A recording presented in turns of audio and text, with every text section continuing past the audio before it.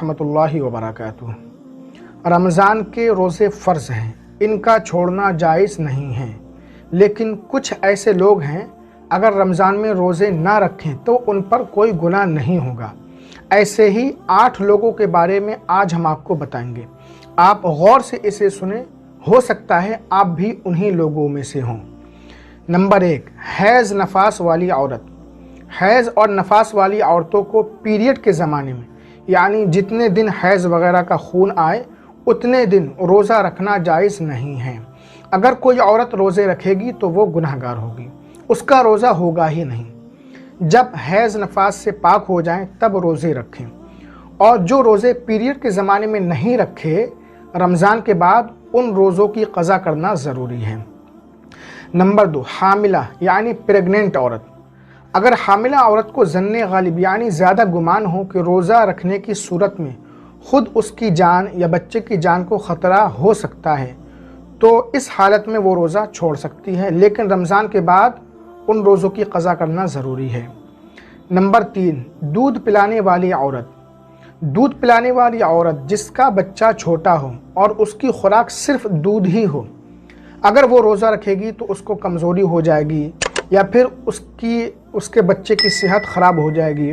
ایسی عورت کو بھی روزہ نہ رکھنے کی اجازت ہے، لیکن رمضان کے بعد قضا ضروری ہے۔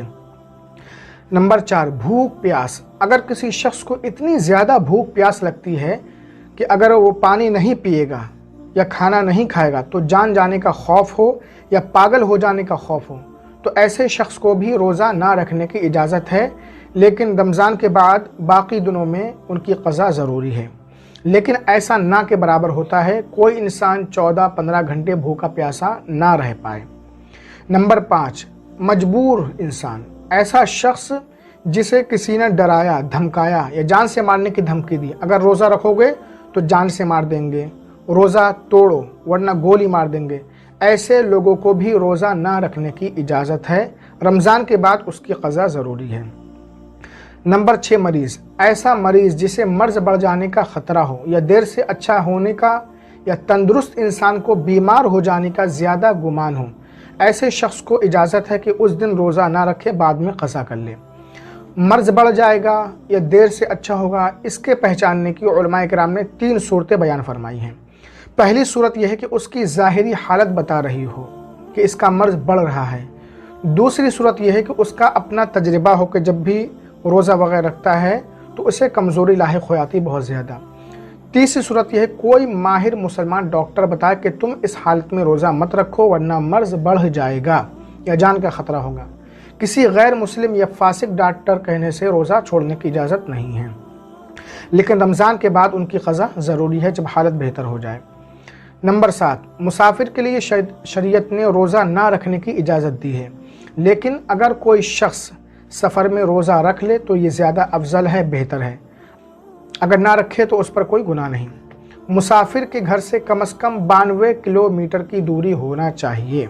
دن میں کسی وقت سفر کے لیے نکلنا روزہ افطار کے لیے عذر نہیں، اس دن کا روزہ رکھنا ضروری ہوگا۔ مثلا اتوار کے دن صبح 9-10 بجے کوئی انسان اپنے گھر دہلی سے ممبئی کے لیے روانہ ہوا تو اتوار کا روزہ پورا کرنا ضروری ہوگا۔ اتوار کے بعد روزہ نہ رکھنے کی اجازت ہوگی، لیکن بعد رمضان قضا کرنا ضروری ہے۔ نمبر 8، شیخ فانی۔ ایسا بوڑھا یا بوڑھی جس کی عمر کافی زیادہ ہو گئی ہو اور وہ دن بدن کمزور ہوتا جا رہا ہو، اس میں روزہ رکھنے کی طاقت بھی نہ ہو اور آئندہ طاقتور ہونے کی امید بھی نہیں ہے، ایسے شخص کو روزہ نہ رکھنے کی اجازت ہے، بعد میں ان کی قضا بھی ضروری نہیں ہے، بلکہ ہر روزے کے بدلے میں فدیہ دیں، یعنی 2 وقت کسی غریب مجبور لاچار انسان کو کھانا کھلائیں ایک روزے کے بدلے، یہ ان پر واجب ہے، یا ہر روزے کے بدلے 2 وقت کے کھانے کا پیسہ دینا ضروری ہے اگر وہ صاحب مالدار ہیں۔ ناظرین کرام، 8ویں صورت یعنی بہت زیادہ بوڑھا یا بوڑھی عورت، ان پر بعد میں روزوں کی قضا نہیں ہے، لیکن باقی 7 قسم کے لوگوں کہ جتنے روزے چھوٹ گئے رمضان کے بعد ان کی قضا ضروری ہے۔ امید کرتے ہیں آپ ان مسائل کو اچھی طرح سمجھ گئے ہوں گے۔ ویڈیو کو لائک کریں، ثواب کی نیت سے شیئر ضرور کریں۔